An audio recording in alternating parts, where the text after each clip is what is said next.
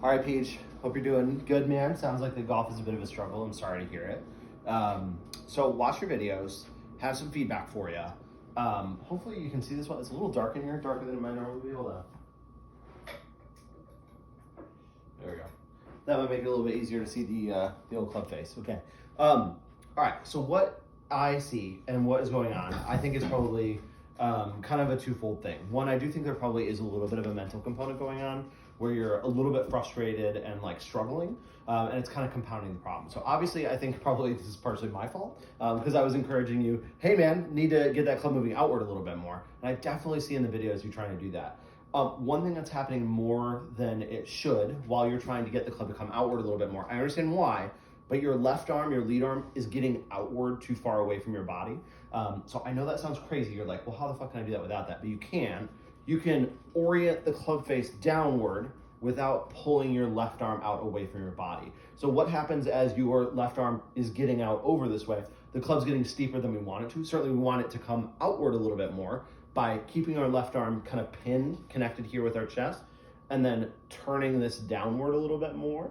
And then that'll keep it more to where you can still have the club path coming a little bit into out. So if you were to go get it on your TrackMan right now, I bet with those 7 irons that you were hitting, you actually would have a path coming out to in a little bit as you experience. You're like, man, I hit some of those kind of good, little baby fades. It's not what I was expecting. That is because you're definitely getting the club path coming out a little bit more, and your left arm is getting a little bit outside of where you want it to. So it's kind of flying away from your chest there.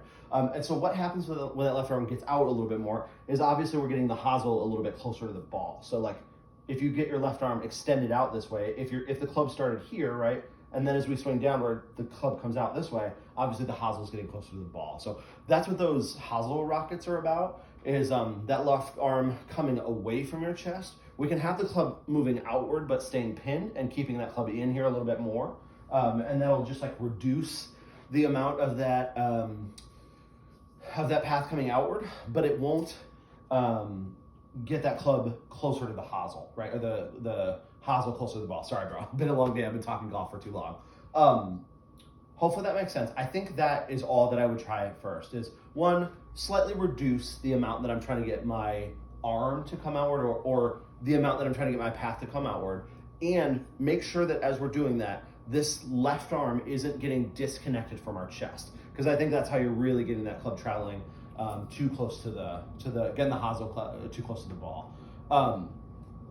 Yeah, I think that's what I would try at first, man. That's honestly what I think the root of the cause of the problem is, because like some of those swings looked pretty okay actually, but either the hosel would get too close to the ball, or you had the club a little bit too far over, and those were like the decent ones that were like softly fading. So yeah, keep the left arm pinned to the chest a little bit more. You can still work a little bit if you want it on that path coming outward, or even I might reduce the amount that's happening, as long as we keep this nice and in close here. So your like arm depth, right, is getting really reduced and outward this way, and that is causing a lot of problems because now you're over and you don't know where the fuck to go from there. So if we can still orient this club face kind of down and keeping it in, but keeping your left arm back a little bit further and then rip through, I think you'll actually still hit a good golf shot. So anyway, I think I said that like 3 times. Sorry, bro. Let me know what questions you have.